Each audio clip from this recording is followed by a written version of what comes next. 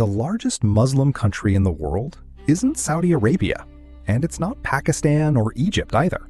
It's Indonesia, a vast chain of islands stretching across the ocean, thousands of miles away where Islam first began. That fact alone feels almost impossible when you think about it.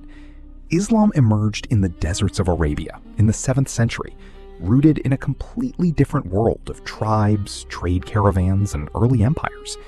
So how did it travel across such an enormous distance, crossing seas and cultures to reach isolated islands that no massive Islamic army ever conquered? There were no legendary invasions, no dramatic battles marking its arrival, and no single moment where everything suddenly changed. Instead, the story is quieter, almost invisible at first glance, yet far more fascinating. Because the rise of Islam in Indonesia challenges one of the most common assumptions about history, that major religions spread mainly through conquest. Here, something entirely different happened. And once you start to uncover the steps behind it, the real story becomes far more unexpected than anything most people imagine. To understand how this happened, you have to go back to the beginning, when Islam first emerged in Arabian Peninsula and began expanding at an incredible speed. Within just a few generations after the time of Prophet Muhammad, Islamic empires had already spread across vast regions, reaching North Africa, parts of Europe, and deep into Asia. This expansion often came through powerful empires, like the Abbasid Caliphate, which controlled major trade routes and intellectual centers. But when you look further east, towards Southeast Asia, something doesn't quite add up. Indonesia lies far beyond the typical reach of these early conquests. There are no records of large-scale invasions bringing Islam to its shores, no decisive military campaigns that forced conversion. Instead, the region remained dominated for centuries by Hindu and Buddhist kingdoms, deeply rooted in their own traditions and beliefs.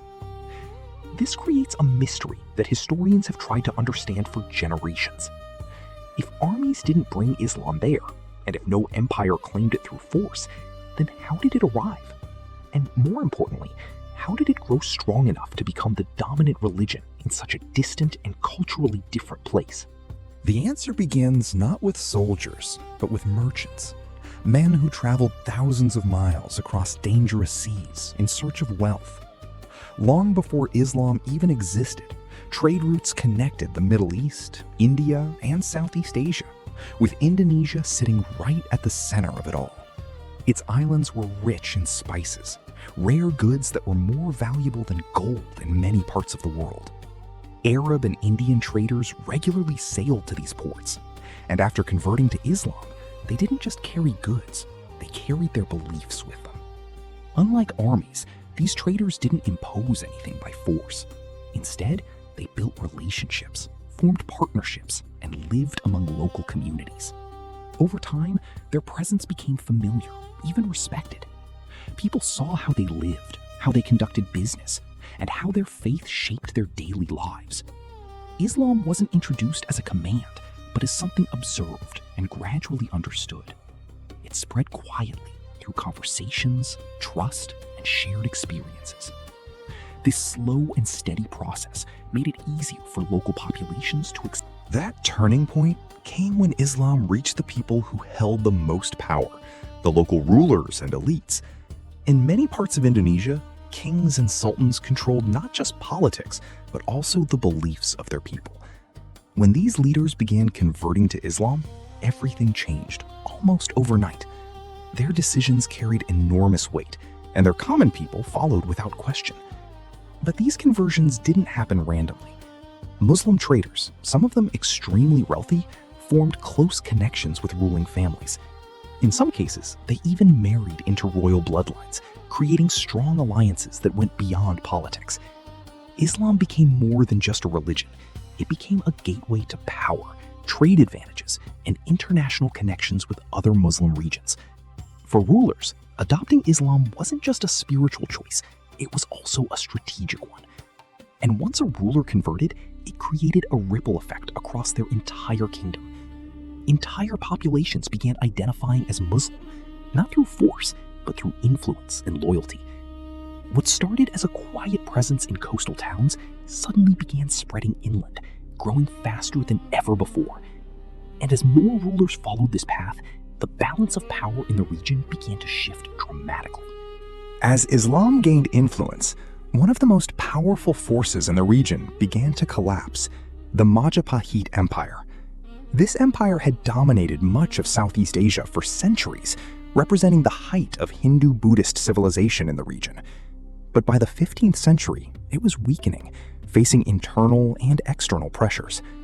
At the same time, new Islamic sultanates were rising, especially in key trade routes like Malacca.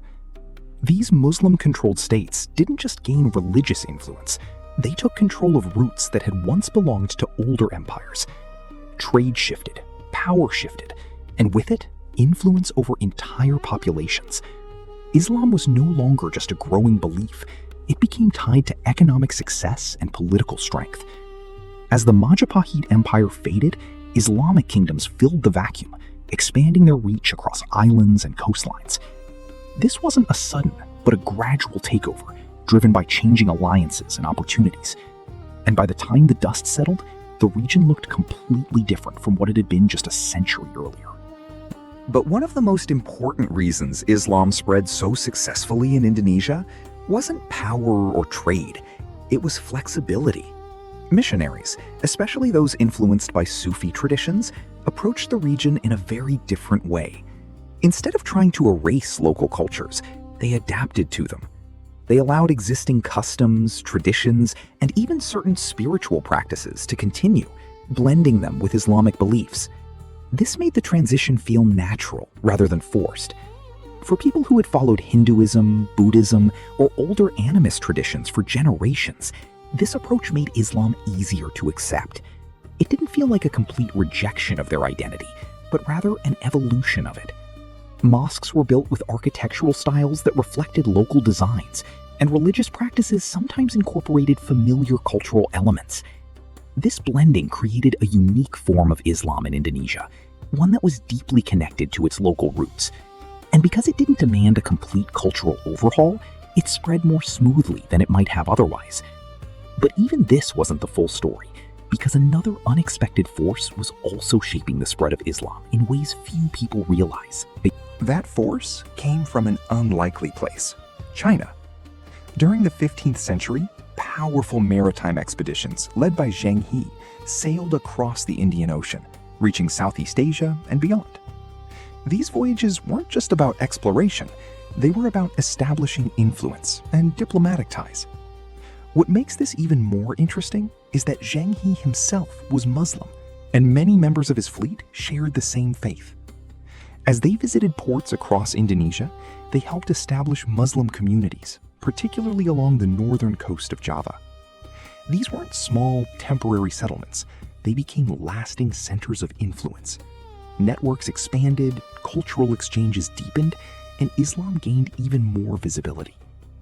The presence of Chinese Muslims added another layer to the spread of the religion, showing that it wasn't coming from just one direction, but from multiple interconnected worlds.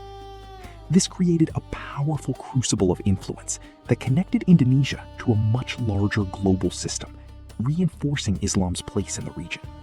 By the time European powers eventually arrived in Southeast Asia, Islam was already deeply rooted in Indonesian society. Attempts to introduce Christianity did happen, but they didn't have the same traction as earlier movements. By then, Islam had become more than just a religion. It was part of the social, economic, and political fabric of the region. Being Muslim often meant access to stronger trade networks, better alliances, and a shared identity that connected people across vast distances. Over time, this identity only grew stronger, supported by centuries of tradition and community.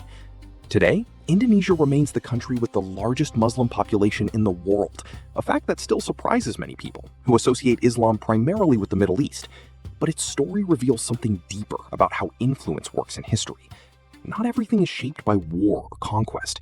Sometimes, the most powerful changes happen quietly, through trade, relationships, and ideas that travel farther than any army ever could.